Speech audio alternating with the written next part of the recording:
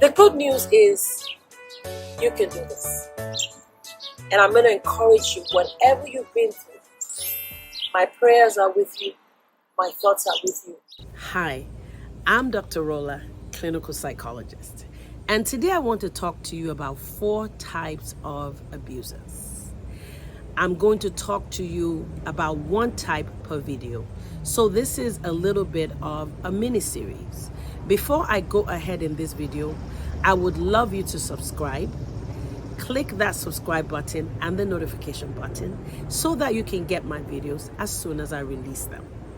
Now let's talk about the first type of abuser. The first type of abuser is an approval seeker. This person is more likely to be highly educated, somebody who is intellectual, somebody who is in high standing, social standing in the community, somebody that is respected. The approval seeker is in constant need of attention. The approval seeker is committed to doing whatever possible to get that validation and that approval coming in. They have very high expectations of what they believe that their spouse should be doing for them. The approval seeker is using success to mask feelings of inadequacy. Underlying this exterior of success are these feelings of not feeling good enough. And the way they cope with those feelings of inadequacy is by having a lot of affairs, sexual affairs, emotional affairs. If they're not into affairs that much, they would probably be a workaholic, somebody who is working incredibly hard to succeed, not because they don't have enough to pay their bills or because the family is in poverty, but because they have a need of this constant approval to feel good about themselves. The approval seeker is not going to go to therapy. And if they go to therapy, they're going because they want to seek help for their spouse. They believe that their spouse is the one that needs to be fixed. The approval seeker feels that they're better than their spouse in every way. And that is where they're judgmental and very critical of their spouse. The approval seeker uses emotional manipulation, primarily. Very powerful techniques to minimize their spouse. They use psychological aggression, coercion, threats to leave, threats to take the children away. They may lie about the victim and minimize what they're doing. If they act out and they acknowledge that they're acting out, they will blame the abuser for their actions. This person needs attention and they have an insatiable desire for validation. And they're looking to their spouse to make that happen. Now let's talk about the victim. The victim is more likely to be highly educated as well. Somebody in a caring profession, somebody who is a nurturer, somebody who is a fixer, a coach, a nurse, a doctor, a psychologist, somebody who wants their relationships to work out. This person is devoted to the family, wanting to do whatever possible to help the relationship work. Over time, the victim will realize that no matter what they do, the abuser is not going to be happy for a very long time. This causes the victim to be very frustrated, and they may engage in self-medication and abuse of food, drugs, alcohol to cope. It may not be obvious to somebody on the outside because they're more likely to be somebody who is abusing in private. And it may take a while before it becomes clear that this person is actually an addict, an alcoholic, or is depressed.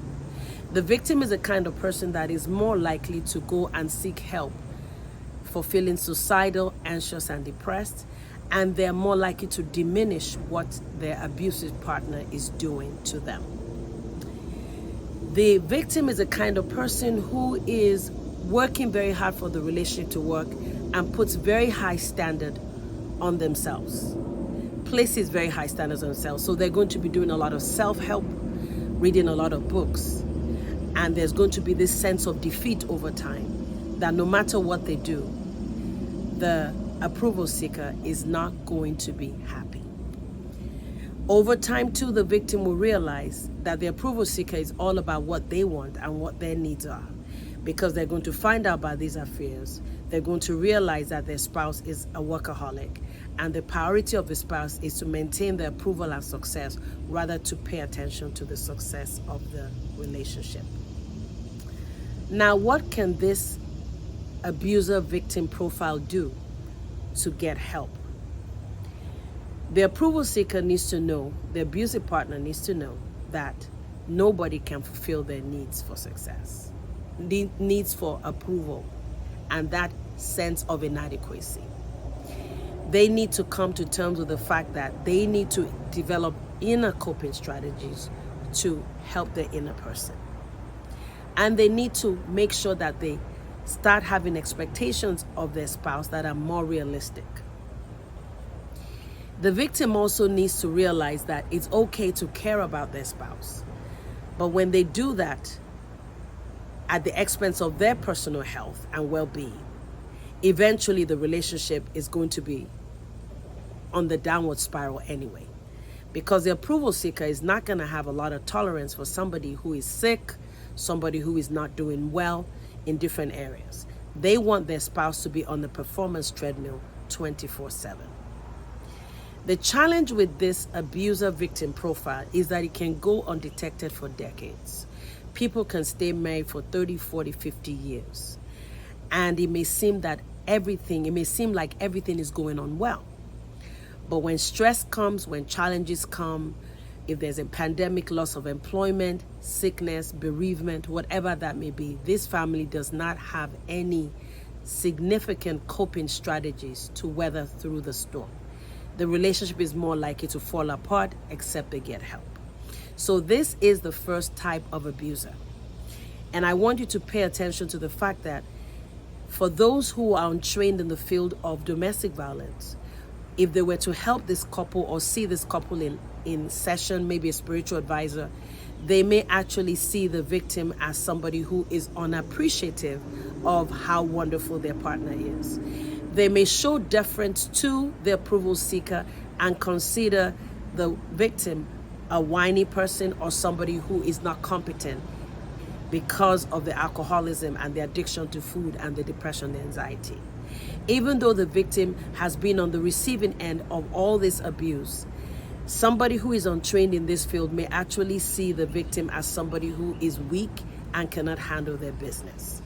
So this is the first type of abuser. Do you know anyone who fits into this category? Leave the comments. And do you have any questions about this type of abuser? Share this video with somebody, like it, subscribe, and I will talk to you next time. Much love. Bye now.